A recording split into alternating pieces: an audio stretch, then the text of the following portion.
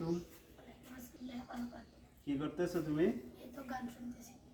তাহলে গান শুনলে তো গুনাহ হয়, জানো না? আর গুনাহ করলে এটা তিন কালে সময়ের ক্ষতি হয়, সময়টা নষ্ট হয়। তো তিন কাল কিভাবে? যেমন গান শুনতেছো, বর্তমানে সময় নষ্ট হইতেছে তোমার, না? তো আমরা বুঝতেছি এখন যদি তুমি পড়াশোনা করতে অনেক ভালো হতো, ঠিক না? তো বর্তমান কালে সময়ের ক্ষতি হয়। অতীতে কিভাবে সময় নষ্ট হয়? যে তুমি এই গান শোনার কারণে তোমার অতীতে তুমি যদি কোনো কিছু মুখস্থ করো, যে কোনো সূরা অথবা কোনো কিছু মুখস্থ করে থাকো, তাহলে এই গুনাহের কারণে হতে পারে তুমি ওই সূরাটা ভুলে ভুলে যাইবে।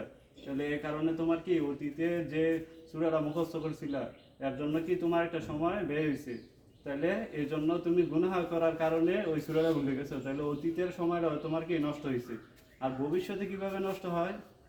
যে তুমি এখন ভবিষ্যতে আবার এই সূরাটা মুখস্থ করতে হবে, এর জন্য কি তোমার একটা সময় ব্যয় করতে হবে। তো তুমি যদি গুনাহ না করতা, তাহলে ভবিষ্যতে কি তুমি এটার পরিবর্তে অন্য একটা সূরা শিখতে পারতা। তাহলে এখন বুঝতে পারছো? তাহলে গুনাহ করলে কয়টা সময়ের ক্ষতি হয়? তিনটা সময়ের ক্ষতি হয়। একটা হলো অতীত, বর্তমান, ভবিষ্যৎ। যে বর্তমানে তো বুঝি যে আমরা বর্তমানে গুনাহ করতেছি, গান দেখতেছি, সিনেমা দেখতেছি, তাহলে বর্তমান সময় আমাদের ক্ষতি হইতেছে। আর অতীতকালের কিভাবে? অতীতকালে হলো যে আমাদের কোনো মুখস্থ জিনিস অথবা এগুলো কি আমরা ভুলে যাই যে গুনাহের কারণে।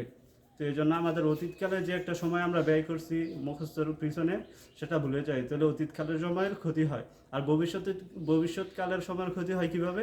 যে ভবিষ্যতে যদি আমরা আবার ওই ভুলে যাওয়া পড়াগুলো আবার শিখতে হয়, এই জন্য কি আমাদের সময় ব্যয় করতে হয়, এই জন্য ভবিষ্যতের সময় কি নষ্ট হয়। তো আল্লাহ তাআলা যেন আমাদেরকে গুনাহ থেকে বেঁচে থাকার তৌফিক দান করেন। সকলেই আমরা চেষ্টা করব সকলেরকে যেন আল্লাহ তাআলা গুনাহ থেকে বেঁচে থেকে আল্লাহ তাআলার ইবাদত করা তৌফিক দান করেন। ওয়া আখিরু দাওয়ানা আলহামদুলিল্লাহি রাব্বিল আলামিন।